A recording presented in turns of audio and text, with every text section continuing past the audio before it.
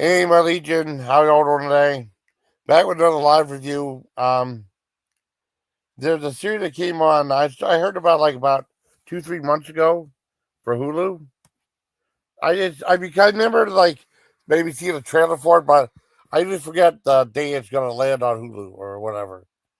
And so the same guys that did like Dark Side of the Ring, Dark Side '90s, Dark Side Comedy, you know, interesting show, especially Dark Side of the Ring, and it was called Into the Void. It was Life, Death, and Heavy Metal. And there's 8 episodes. They came on brand new. I'm here to review episode 7. I want to thank Copilot for all the cool thumbnails to help me make. And it was like 8 part series. Hopefully there'll be another season. I hope there'll be because there's more than just 8 stories about heavy metal. Then maybe after the next one, I might rate the one I like for worst and best. There were no bad episodes. You know, um, this one's called Anne Boleyn of Hellion. It's Into the Void, episode 7, Anne Boleyn of Hellion, live with you in chat. I watched it, and they're all like 45 minutes. But I was excited to watch the series when I saw it. Like a series by Heavy Metal is really cool. And then the last episode will be about Dimebag Darrell. And one guy that was like ranking those, like he said, like the 5 best ones. He said this one was sad though. I'd have to watch the Dimebag Darrell. I mean, I know it's sad. I remember what happened. I remember when I was there when it happened. Saw it on the news and stuff. Um, the band Damage Plan. Anyways, I knew about this band. It was like Anne Boleyn, and I guess whenever she was a kid, she always wanted to sing and perform, right? And she was young, her and her brother, like they like had like a little like a cardboard guitar and pretend to sing and stuff, and they'd be playing music and singing, and then they'd be doing their room. And they have like a whole big packed room, like their parents and other kids from the from the block or whatever. Other little kids from there and watch them perform with their brother and stuff. And then later on, that became into music, and she wanted to really perform in a band for real.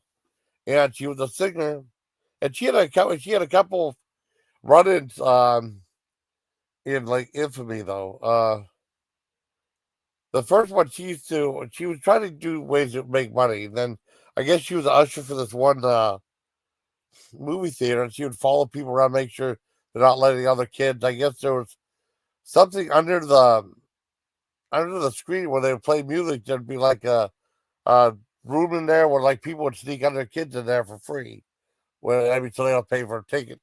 She went in there and someone grabbed her though, and grabbed her really bad. And they let her go enough so she could like kick her way out of the door and get away. And then I guess this guy was the same guy was following her and following this other girl. It ended up being Ted Bundy. So she ended up not being a victim of Ted Bundy though. So that was a big thank you right there. It's scary. And the other one was she ran this one unusual band promoter, and he was promoting a band called the Runaway Waves.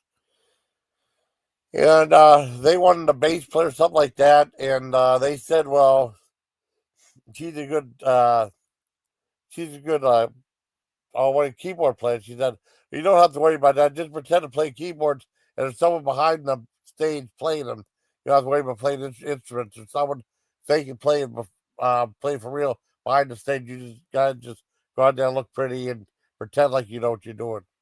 And she didn't want to do something like that, so she left them.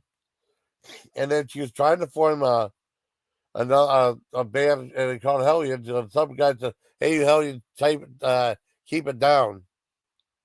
And so she was performing for them, and then like I guess they're trying to get a major record label, and I guess the record label wouldn't let them sign because they have her, the woman, as the singer.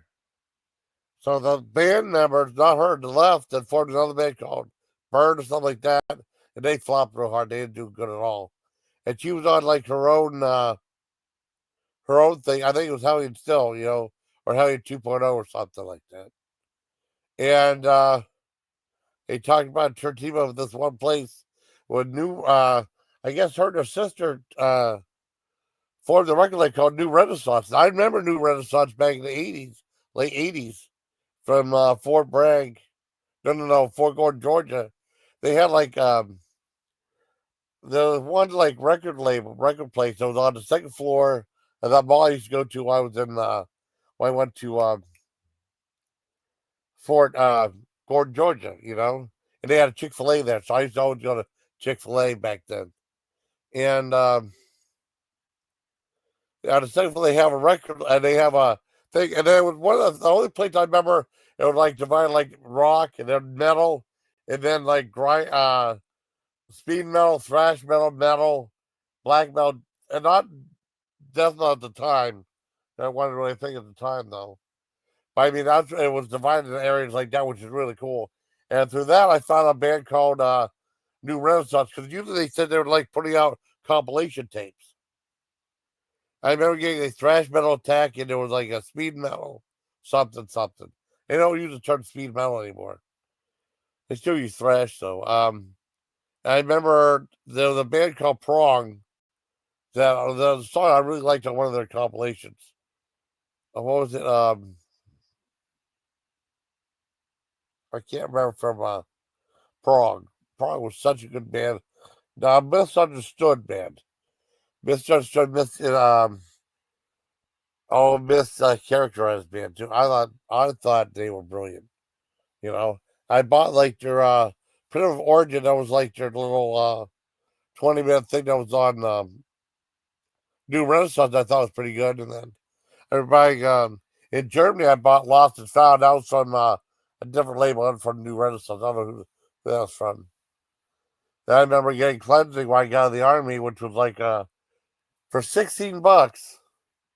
I saw one of them, so I saw the extra VHS tape, so I got that. I was the only one who had it. I only got it. They only had one left in the record. It was like a CD of the song of the album Cleansing from Prague, and then like a half-hour VHS concert, which is really cool. Oh yeah, the purple dot is not. The purple dot is not. Ah, super. You deserve it. Um, but it talks about, like I said, him and her sister formed their own label, New Renaissance Records. I know my one roommate, like King Cobra. Well, that was the one that had like you could order tapes on the back of the cassette thing. But I don't. I mean, I want to make my own order form or one down not that tiny though. Because if you ever try to read lyrics or credits off cassette slip, it's kind of tough.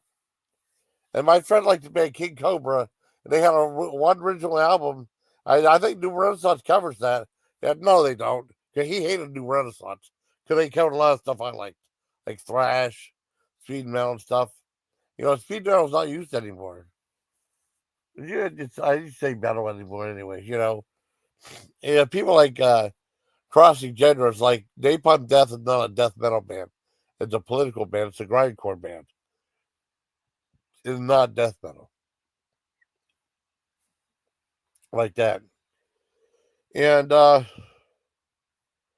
yeah, they actually made some music videos. They made some music videos that got on major play on MTV. Some of the stuff got put in rotation on MTV, which is a big deal because metal was really big back then, right? And the last thing, like her band members trying to do what the other people were doing, like, hey, why can't we don't have a major record label instead of your sister's crappy independent label? We have a major record label by now. I can't remember they kicked her out again. So the other band kicked her out of her own band, which is messed up. But she just had a lot of dissension in ranks, you know? She got treated like crap, though. I mean, one time, like, she was at this one concert venue, and then they wouldn't let her in because they said, hey, I'm the singer for the band. Then they don't have a female singer, they have a male singer. That's how people, I mean, they just assumed it was female. I mean, it was male, but it was female. Anne Boleyn. Um, I thought it was a very informative for an episode, very entertaining. Not well, somewhat dark. somewhat dark. And I really liked the show. I thought it was quite good. I give it a I give it a 9.5 out of 10. I really enjoyed it. So I mean, one more episode of Into the Void for a new season happen if one does. I don't know. That would be cool if they did. If they did. Yeah. Let me use the bathroom real quick.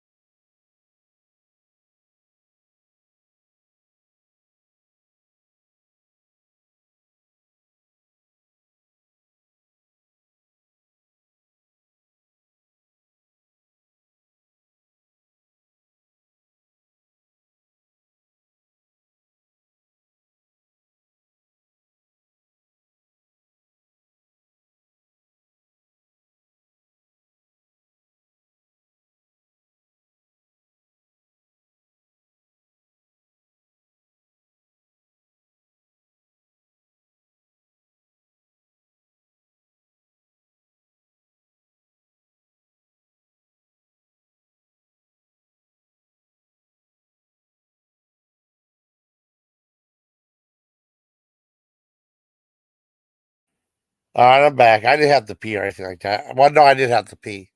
I wasn't sleeping or anything like that. That's what I meant to say. But like I said, I really like the Into the Void series. I might as well do the Dimebag Darrow one tonight, and maybe get some. I mean, I heard that one's really good too. I'll never forget what happened. I'll go into detail with that too. And it's weird though because they were on the Pantera, the whole band was on there. And they were talking about what happened, and like the people interviewing the reporters would go and get like the names wrong or something like it said Dimebag Darrell, it said Dimebag Abbott or Darrell. I mean, or they just would screw stuff up because they all didn't know what they're talking about. Because I remember, like, I'll never forget one year they had We Love Erie Days, and Lisa Adams, I guess the band Queensryche was on, and she kept calling Queensrich, which I thought that was hilarious. And then, like, whenever she was doing the box out, she said the movie Kick Ass was, Kick Ass 2 was in the lead. She hated swearing on the air. But that's the name of the movie, yeah. Hey, yeah, can't find nothing. Can't find the golly G spot either. And oh wow. I really like I really like Into the Void. Feel like, oh wait, you're not doing drama. What's wrong with you? I do videos about other stuff. Not all the drama stuff. I did a video about Super today, it was long overdue. Yeah, that might be it unless something else happens.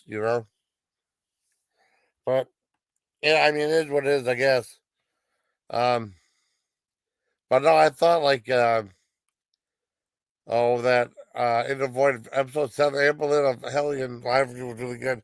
I think that's probably the more I don't know if it's happier, but I mean it's really good review. A good show. I might as well check out the Dimebag Darrell one too. Um so I hope you like this video, buddy. Till next time, please. Take care, my legion. Here we go, here we go, here we go.